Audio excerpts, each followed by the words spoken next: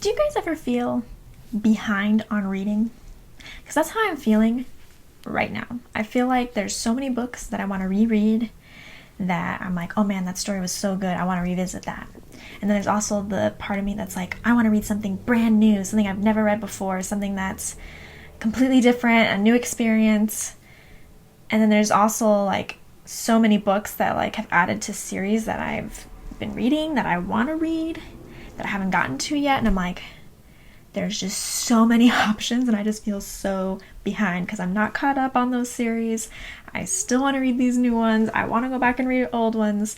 So I just feel like almost overwhelmed, I guess you could say. It's just there's so many options, so many books, so many things I want to read, and I just feel behind, and I don't know if I'll ever be able to catch up, per se.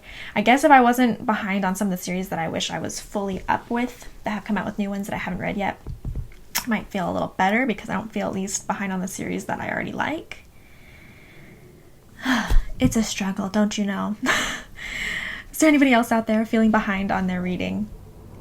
Even though it's the beginning, semi-beginning of a new year. It's only been a couple months in and I'm already behind this year. Does anybody else feel that way? Anyway, let's go ahead and jump into our class for today. Welcome back, Fantasy Fiction Fanatics. It's great to see you again, and I hope you're doing well. Today we're going to be discussing the next set of chapters for our second Mercy Thompson book, Bloodbound, chapters 5 through 8. Today we're going to have kind of some very similar topics that we've had in other discussions, either the last set of chapters or even the last book. It'll be kind of some similar topics like discussing Mercy. As I've mentioned before, we discuss her a lot just because she's the main character and we see her from her point of view. It's in first person, so she is really the base of this story, and because we're so close with her, we have to have her carry us through the story, which is why I commonly come back to her. I feel like it's very, very important to keep up with how she changes, how our opinion of her changes, and how that affects the story and our perception of the story. So we're going to talk about that again, as well as a couple new topics as well. So I hope you are enjoying this book and this set of chapters in particular as things start to get more heated up, especially towards the end of this set of chapters. We really see more complex storyline happening, more of the conflict taking place and becoming more complicated. So let's go ahead and jump into our class and discuss it. Okay, as always, we're going to start with our recap. So Mercy goes to Adams in order to try and persuade him to let her have a either different bodyguard or to nix the bodyguards altogether. Of course, this doesn't work out for her, as it seems that her interactions with Adam never seem to go quite the way she plans, and he is not letting her skip out on bodyguards or change them. They have a sparring match where they try and talk it out, but Adam is adamant about who she is with, keeping Honey with her, and he explains to her why. And Mercy's position in the whole scheme of the Littleton hunting and stuff like that is not changed. Mercy then, when she goes back home, discovers Samuel, who's having a bit of a rough time, and as she comforts him, as he's upset about this baby that was injured in the hospital, she learns that during his absence, right after she left him, he had a interaction with somebody else that then resulted in another of his babies being killed before it was even born and given a chance, which is what really has triggered this hurt that he had with this baby. It reminded him of what happened before. And so she tries to comfort him as best she can, though, as with any werewolf, especially an old werewolf, it's hard to do much when mentally they are struggling. So she tries her best, and then Stefan comes to spend the day back in her closet once again, much to her love. She really likes having a dead person in her closet. And then the next morning she calls Bran about Samuel. And they have a short interaction where she's confused about whether she should have done that or not, but Bran assures her that she was right in calling him. She goes to work, even though Saturdays are usually her days off. She still works most Saturdays, and ends up meeting a dad, Mr. Black, who we thought was a reporter before, but it ends up being Mr. Black has a 10-year-old daughter who is changed by a werewolf, and he's looking for a place to go. And she calls Bran in order to get a list of alphas and names for who they should go to, and she recommends, along with obviously the other ones that Bran tells her, really recommends bringing the girl to Adam, because she knows that Adam would treat the girl right despite the complexities that normal werewolves have with unmated, especially young women in their packs. And then right after that, she gets a visit from Tony, and she goes ahead and has some food with Tony, and he is wondering whether the Fae are what is causing such a rise in crime lately. There's such a rise in crime, a lot of bad things happening. Has a friend that's being, he believes, framed for a crime, and is just in over his head and is asking for advice.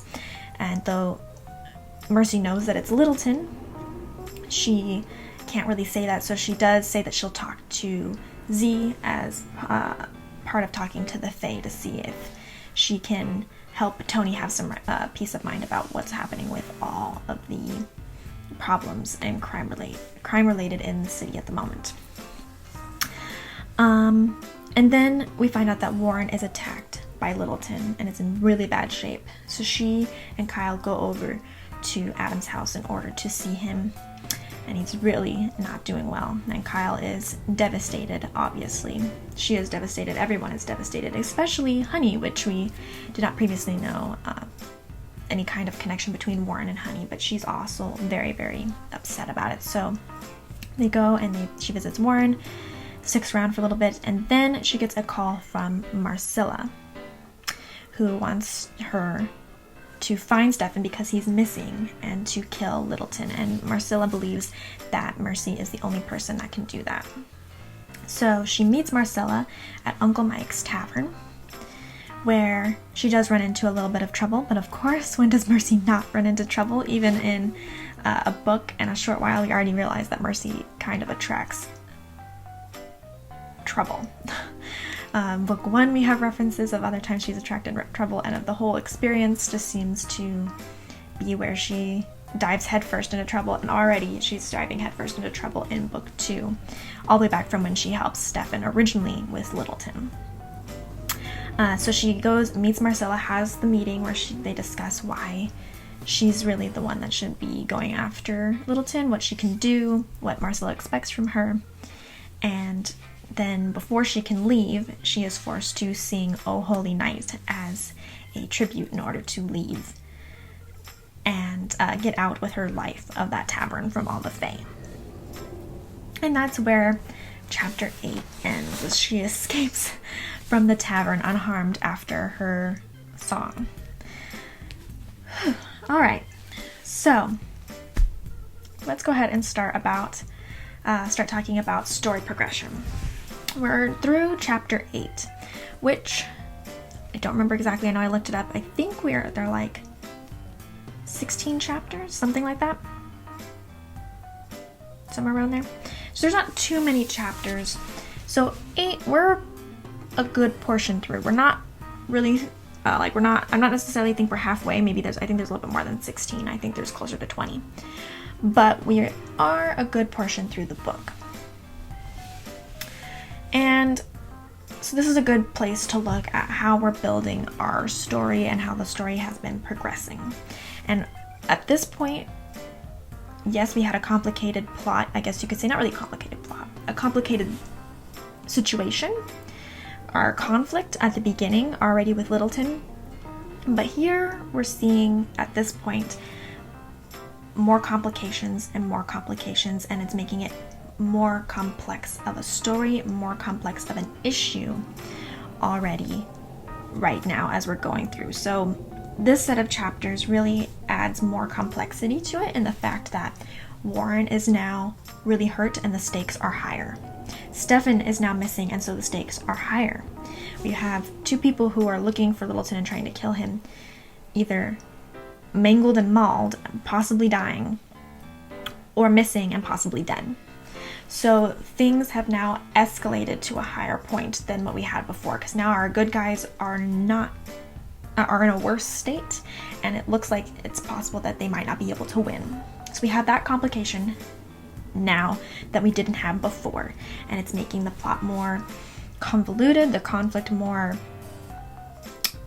questioning whether we're going to be able to make it, that kind of stuff. So we see the complications to the situation being built in these set of chapters.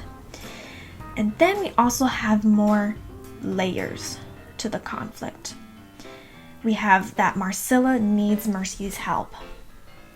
This is a character that would normally never ask Mercy for anything, especially because of Mercy's abilities to be a vampire hunter, essentially. So this vampire who would never normally ask for her help, would normally try to manipulate or kill Mercy, is now saying, hey, I need your help because my people can't do it.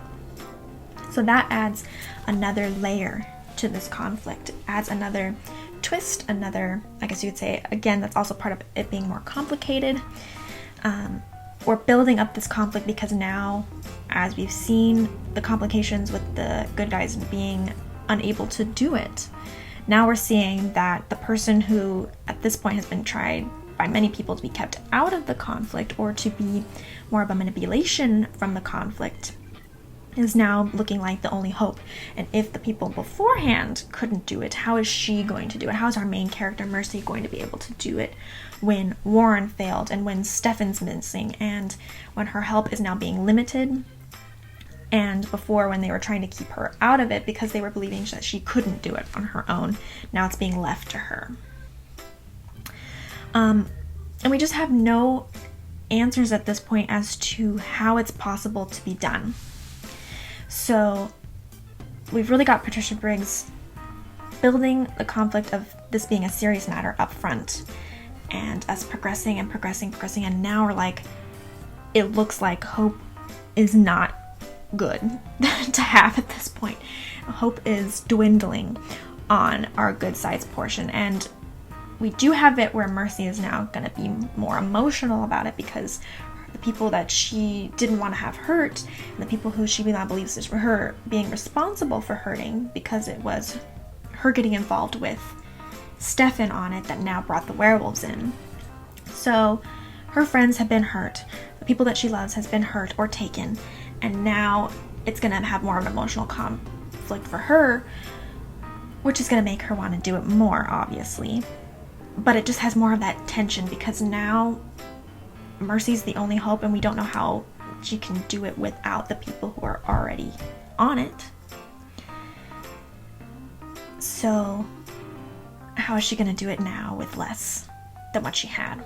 And of course, knowing other people in her life still wanting to stop her, we have less and less answers of how this is going to work out. She's really made the conflict progress really nicely in the fact that you had a problem that was bad and serious, but it seemed doable.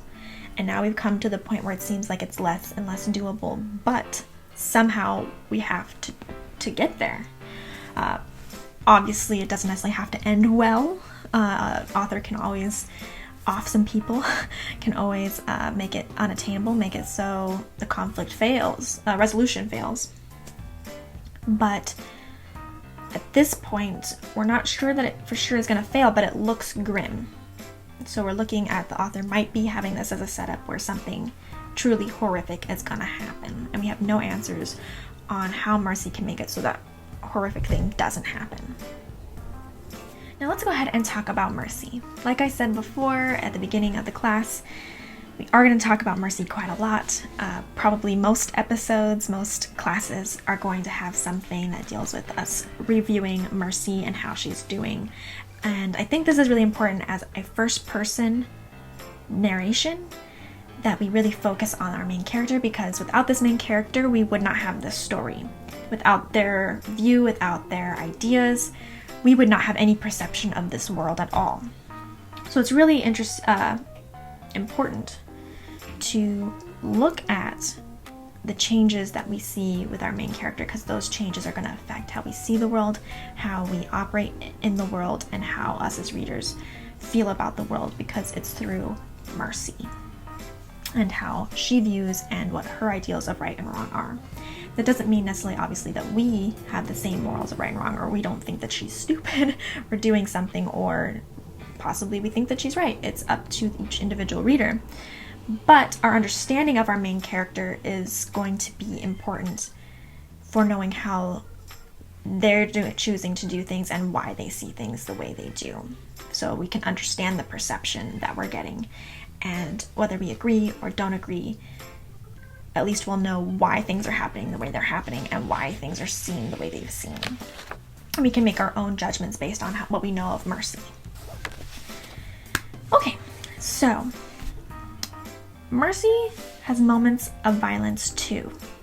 And we really see that, I feel like the first time we really see that she can be a violent, hateful person is in this set of chapters with Littleton, where it talks about how she wants to kill Littleton and taste his blood.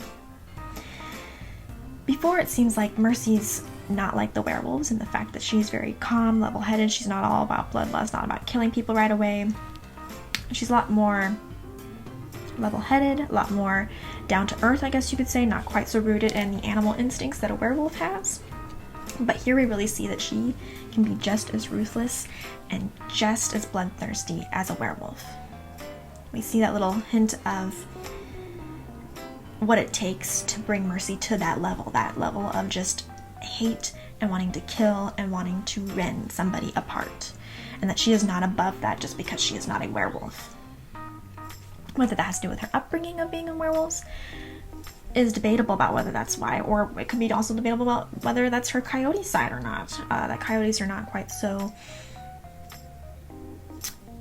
kill as a werewolf would be, but it still has that side to her. It's tough to say, but we definitely see that she is not just a meek person. She can be bloodthirsty and ruthless when the stakes are high enough, and we see that in this set of chapters, which I think is very interesting.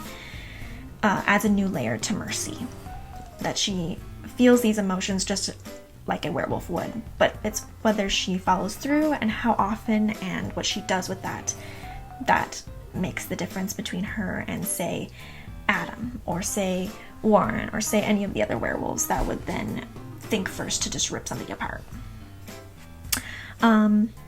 She takes evil personally.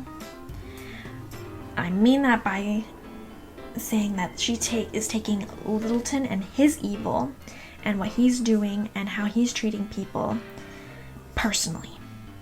We see that with how she's writing down the names of all the people that were framed by Littleton, especially the kids and the younger people that were framed by Littleton, because he killed people and gave memories to other people. So she's taking it as a personal, as if he was attacking her personally. She's writing down the names, she's embedding it into her mind, and taking it as in it's her responsibility to make sure that this evil is stopped. I think that's another interesting facet to Mercy, is that yes, it's not her fault that Littleton is killing people. It's nobody's fault but Littleton's and the demon that's inside him. But she is taking it personally, and she feels that she has to stop it because she knows about it. And that's a very good and bad quality for someone to have. It's a good quality that she cares so much about people and that she wants to help and that she is going to try and save everybody. But at the same time, you see that this is also a flaw of hers, that she's taking it so personally, and that makes her so angry that she cannot walk away if it would be smarter for her and let people like Warren and Adam and so like that, which they're trying to get her to be like, hey, back off. You're not equipped for this. Let us handle it. But she can't let it go that way. And especially as we see that Warren is going to be hurt now. We're going to see that the person, it's personal times two, because now it actually has affected the people in her life, for Warren and Stefan. So it adds just another layer of us seeing how we're progressing to the point that we're at, and how Mercy is absorbing all of this, is that she is definitely a very good person, that she wants to help people. She wants to get rid of this evil and takes it as a personal stance that she should do so. But we're going to see if that causes her to make bad judgments or not. We'll find out. Something else I thought was really interesting about Mercy in this set of chapters is we see her using emotions to cover up emotions she doesn't want. We see this kind of twice. The first one is when she's doing the sparring with Adam and they end up on the floor and Jesse walks in. She kind of brushes it off and laughs and is sarcastic and does this laissez-faire kind of attitude, and uses that kind of emotion, lack of emotion, to cover up the fact that she was so taken with Adam and that she wants him so badly and doesn't want him to know that she really wants to be involved with him. She's trying to act like she doesn't and to push him away because she's worried about getting involved with another werewolf. So we see her planting emotions, or lack of emotions in this particular case, on top of what she actually feels, so that way she can distract somebody from knowing what she actually feels with the emotions. See, this also happens later when she's talking to Adam after Warren's been hurt and he escorts her to the bedroom. She mentions how she keeps hold of her irritation, because if she's irritated at him, she can't be afraid of him, and she is afraid of her feelings for him and how he could make her submit and how he could make her be who she's not. And so instead of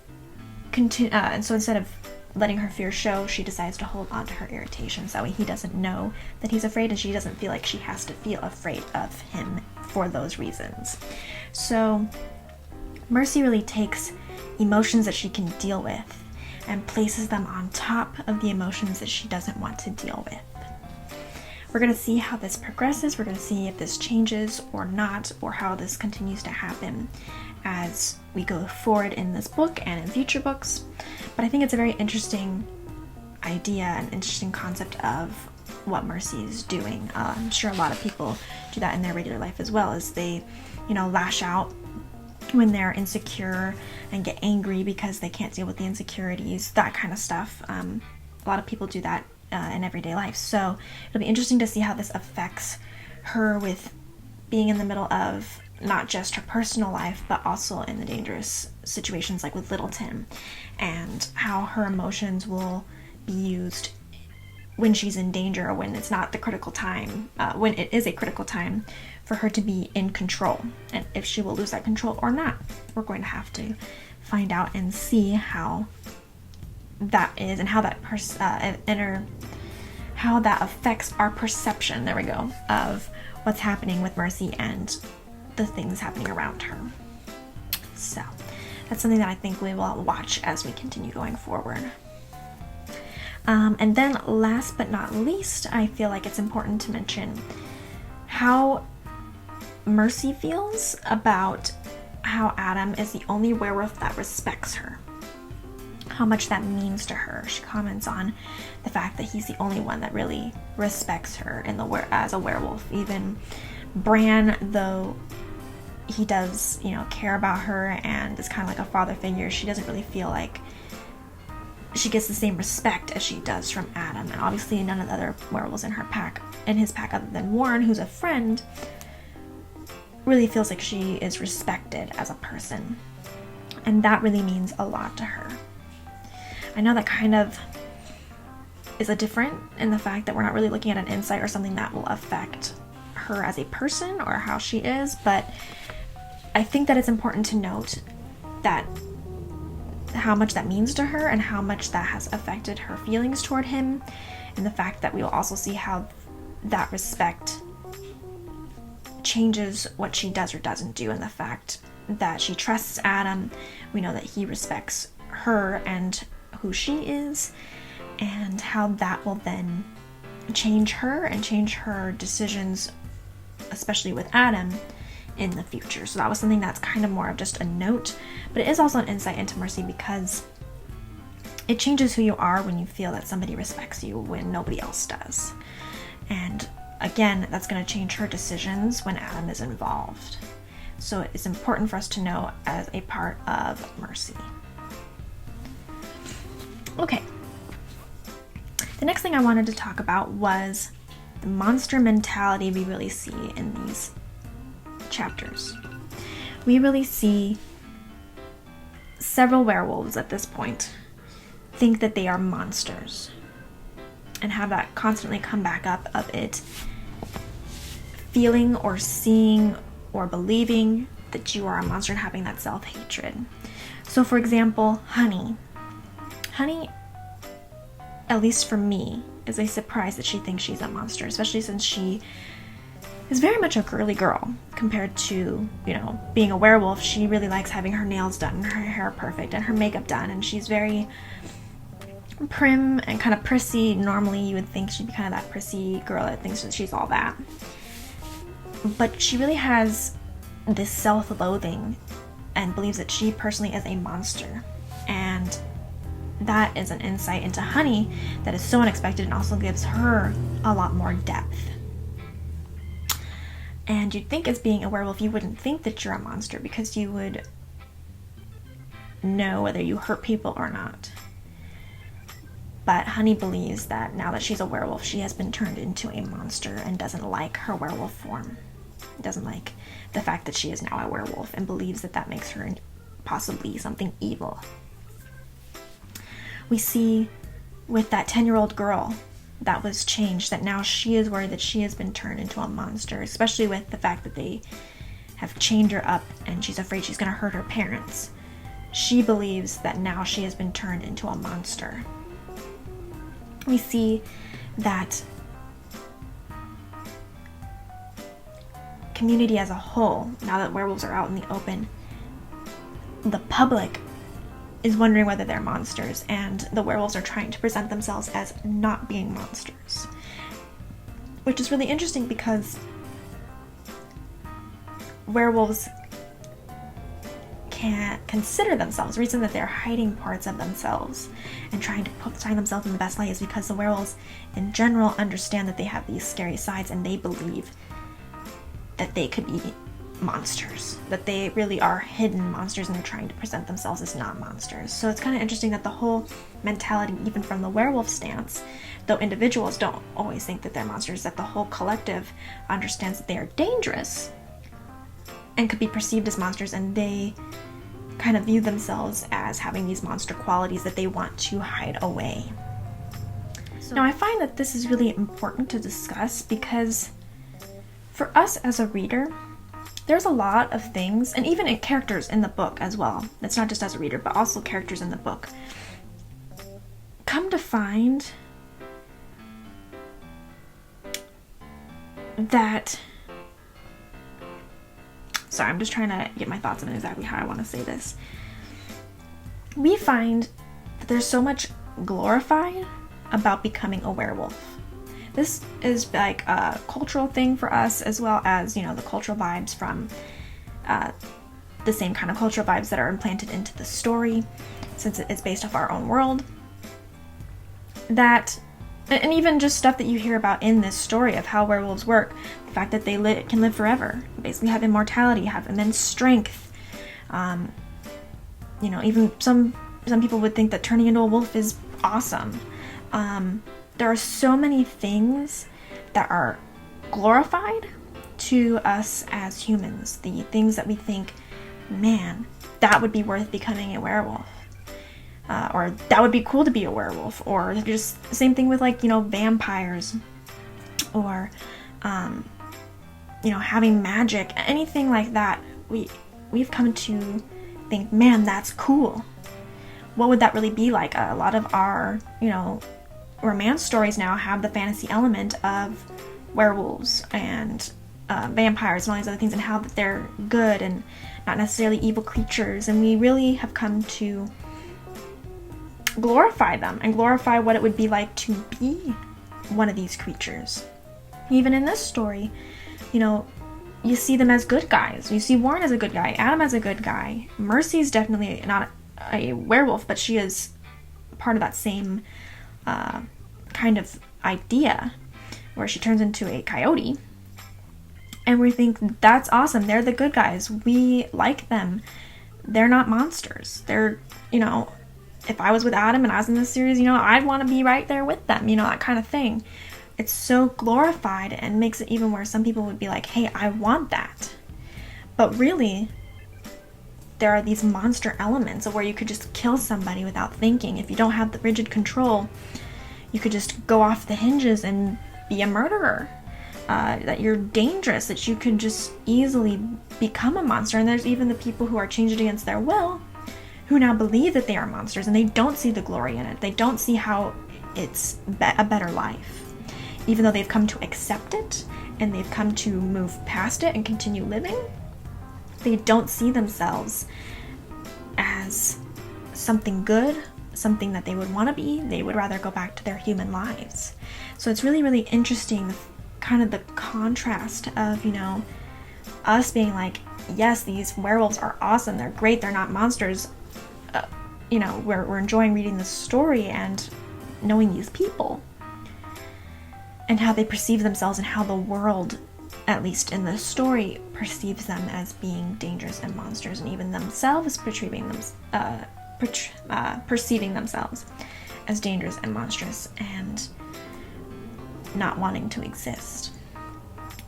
So it's really, really interesting, the kind of contrast that we have of the good qualities and the bad qualities, and how we see people's choices over what kind of creature they are. So we see that this person's not really human, but these are the choices they're making, and that makes them a good person, and that makes them a great werewolf, versus a monster that needs to be hunted down and killed.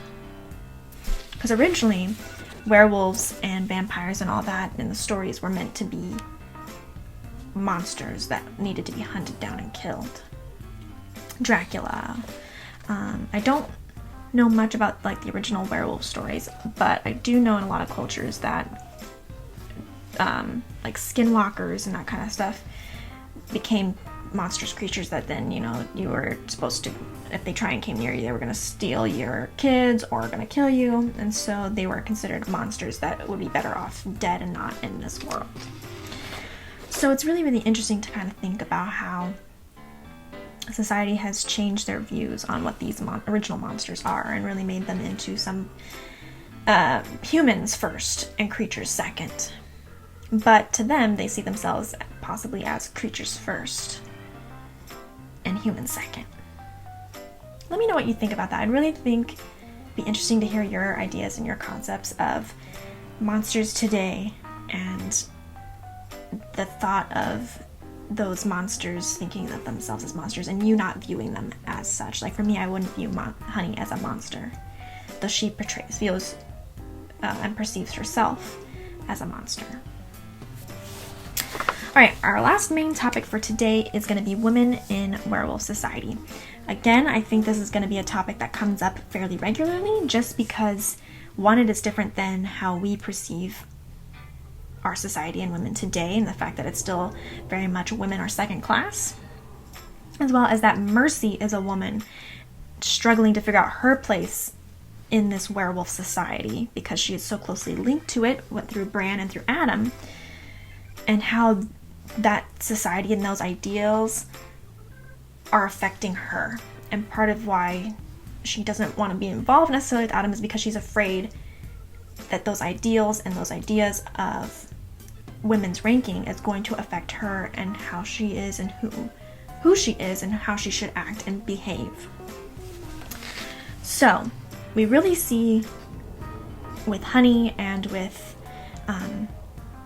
Mercy's interactions so far, the women's role in this werewolf society. I might be kind of going over a couple things again that we've already talked about, but again, we're just kind of recapping, rehashing, re-looking at it, seeing it through a microscope, and re-talking about it again. So we really see their lower denotation, especially because Adam's saying that the only reason that he can put Honey with her is because that's the only illogical option of who can actually be with Mercy without it being a threat to him. So it can't be a man unless possibly if it was a mated man, maybe. But for the most part, it can't be another male werewolf, because he would see that as the other werewolf challenging him as her belonging to Adam. So really, we see that the whole concept of this is that Mercy is seen as, in the werewolf society, as property that belongs to him, and so any other male werewolf watching her could be a threat to his property and taking her from him. So that already denotes their lower status. We really see that, Honey is the only woman in the pack that even could have the time to watch Mercy. So not only can it be not a guy, but it has to be somebody who can watch her, so he puts Honey there. And that's the only option that he's got. He can't even do Paul, who's not Paul. Is it Paul? Oh my gosh. All of a sudden my mind was so sure it was Paul, and then now I'm not sure it's Paul. The lowest submissive. Let me know if that was actually Paul or not. For some reason my mind is so sure and yet so unsure at the same time that Paul is the submissive that they have in the pack. Anyway, they can't even have him because he technically has a higher rank and could still be coveting his property, could be coveting Adam's property. So Honey's the only option he has to guard her. And we find that without a husband or a mate, women have no rank. We really see that in the fact of this 10-year-old girl who, because she is not only just a little kid, but she's not married, she doesn't have anything, she has no status whatsoever, no rights, and that is then what leads to the fact that unmated females belong to the alpha. So that's our third thing that we really see in these set of chapters, is that unwanted females, even if they're kids, belong to the alpha, and the alpha can do whatever they want with the unmated female. Which is obviously wrong, especially when it comes to a kid.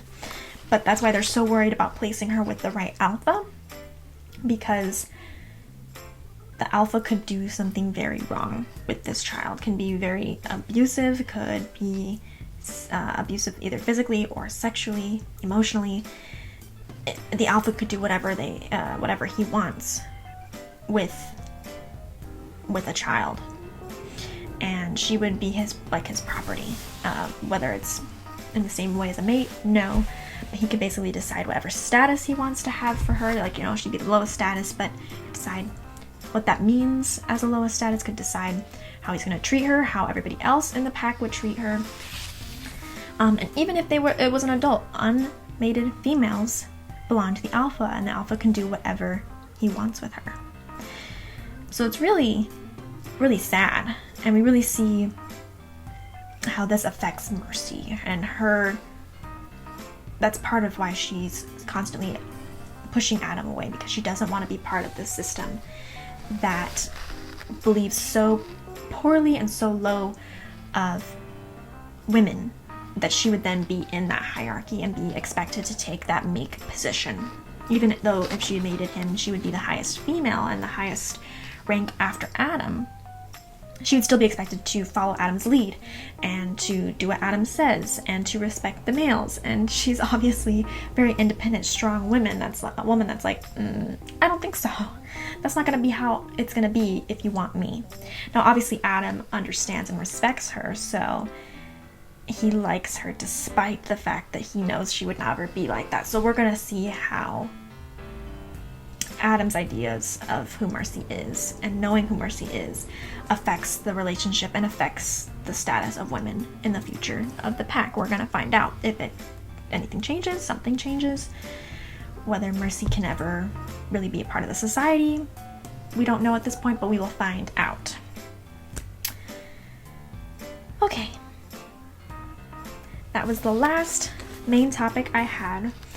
Anything that from these chapters that you think that I really missed, go ahead and leave me a comment down below so I can know to come back and touch on it, or we can have a conversation about it as well in the comments.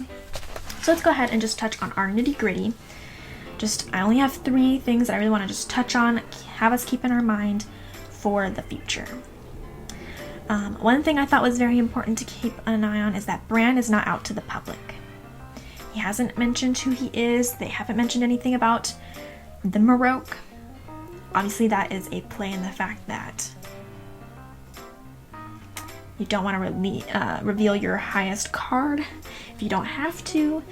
Bran is somebody who also a lot of times will need to work within the own system of the werewolves and don't want to give that to the public, because then, public laws do have to come into play, and werewolves go by their own society, not by human society. So Bran is keeping himself close to the vest, making it so that way nobody really knows who the Marok is. I don't even think they mentioned the fact that there's an alpha of all alphas at this point. I think that was shown with Mr. Black, who had no idea who the Marok was. So everyone believes that each alpha is its own thing and doesn't realize that there's a hierarchy and a higher hierarchy. And we will see how that comes to play in the future and whether Bran reveals himself or doesn't. I think it's interesting that we find out that Warren is closer to Honey than we originally thought. Mercy was definitely surprised that Honey is so bent out of shape about Warren and that she knew about Kyle and that they have more of a closer friendship than Mercy originally thought. So it's kind of interesting because we know that Warren is kind of an outcast a little bit. Even though he's the 3rd highest rank, he is a gay werewolf, which is very uncommon and not looked as very frowned upon and not looked at as a something good in the society. And usually they're thrown to the bottom of the barrel, if even kept in the pack at all. So not only is he fully in this pack and he has a high standing because he is so dominant, someone like Honey, who usually is kind of against Mercy and sees her as an outcast and really outcast, it's really surprising that she would be so close to somebody who would normally be an outcast. So maybe again we have more hidden depths to Honey than we've seen before. We're going to see if we see more hidden depths to Honey and how possibly this might affect Mercy and Honey's relationship. We don't know. It's tough to say. And last but not least, we see Samuel really struggling with his past, with the fact that all of his children keep dying. He hasn't been able to have somebody who stays with him like he stayed with his father, and that his age of being so old is really wearing on him. Because really that's what it is that he's outliving everyone that he loves, everyone that has a chance of being something in his life and having a family that continues beyond himself and his dad and his half-brother. We really see that he longs for a family, a wife and a child that can live as long as him. So it's really his age that's really wearing him down. Just like we've talked about before, where werewolves, the older they get, the more time wears on them. And she mentions that as well in the fact of Samuel being hurt and upset, that mentally time continues on. Even if the body doesn't die and stays young and fit, mentally it's very hard on the werewolves the older they get. Alright, that's all I had to say on these chapters. I hope that you're enjoying the book, and we will go ahead and be reading chapters 9 through 13, I believe. Let me double check. Sorry, I should have had this written down, and I usually do.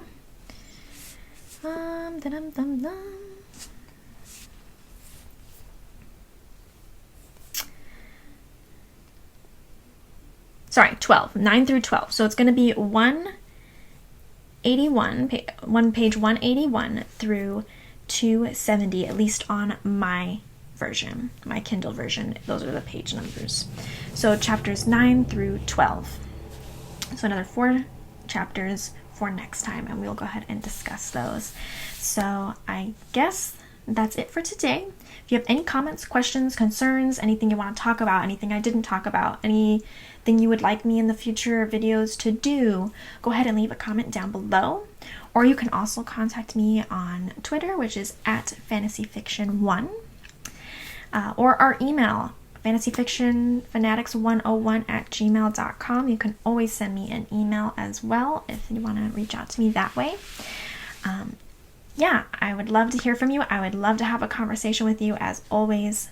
I always, always, always have fun learning together and having it be a group thing. So, yeah, I guess I will see you next class. Bye.